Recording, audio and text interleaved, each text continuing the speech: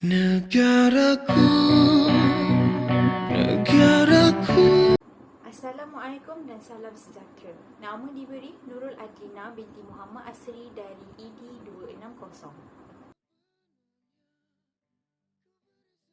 Saya akan menceritakan tentang rukun negara.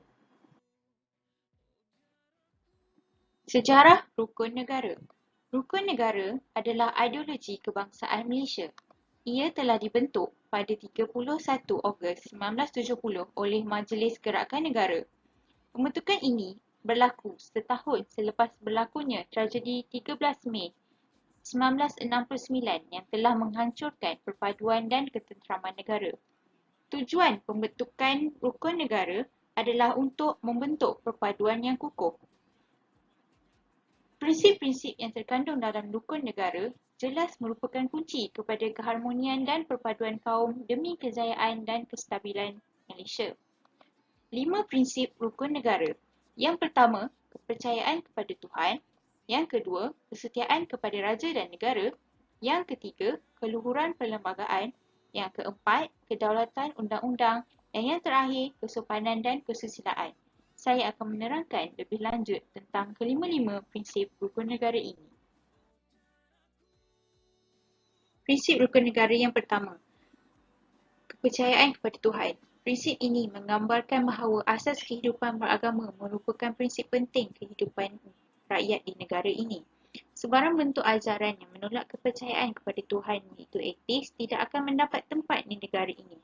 Ini adalah kerana agama telah menjadi unsur penting dalam membentuk rohani masyarakat kita. Yang kedua, kesetiaan kepada raja dan negara.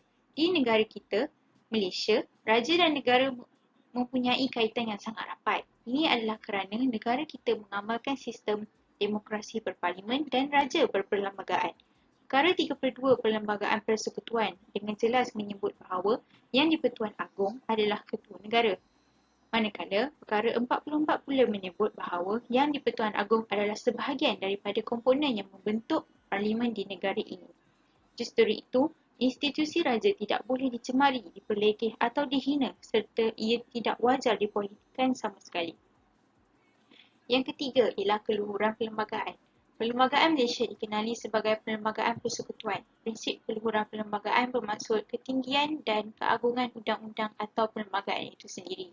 Keluhuran perlembagaan Malaysia terletak kepada kedudukannya sebagai undang-undang tertinggi yang menjadi sumber dan punca kepada semua undang-undang seperti yang telah disebut dalam perkara 4-1 Perlembagaan Persekutuan. Yang keempat, kedaulatan undang-undang. Setiap negara mempunyai undang-undang untuk mengawal dan mewujudkan satu masyarakat yang aman, tenteram, stabil dan juga makmur. Justru itu, kedaulatan undang-undang menjadi elemen penting bagi memastikan undang-undang berjalan dengan lancar. Kedaulatan undang-undang bermaksud setiap rakyat adalah sama tarafnya di sisi undang-undang negara tanpa sebarang diskriminasi kaum, gender maupun kedudukan status sosial. Dan yang terakhir adalah kesopanan dan kesusilaan. Prinsip ini mempunyai kaitan yang rapat dengan perkembangan dan pembangunan personaliti individu yang seharusnya dibina dari kecil lagi. Prinsip ini berkait rapat dengan nilai-nilai moral dan akhlak masyarakat. Prinsip ini telah menjadi panduan seluruh masyarakat supaya perilaku masyarakat sentiasa terpelihara dan berkembang sesuai dengan kemajuan dan pembangunan tamadun negara yang berasaskan kepribadian bangsa dan nilai-nilai mulia. Sebagai kesimpulan, masyarakat Malaysia seharusnya mengambil iktibar dan pengajaran daripada peristiwa 13 Mei 1969 supaya negara terus berada dalam keadaan yang aman dan damai. Oleh itu, masyarakat Malaysia perlu berpegang kepada prinsip-prinsip rukun negara yang telah ditetapkan. 5 prinsip rukun negara yang digubal ini mampu memperkukuh dan mengeratkan perpaduan antara kaum-kaum di Malaysia. Oleh itu, rukun negara sangat penting sebagai peraturan dan norma hidup bagi mewujudkan perpaduan dalam kalangan pelbagai kelompok etnik di negara ini. Itu sahaja daripada saya.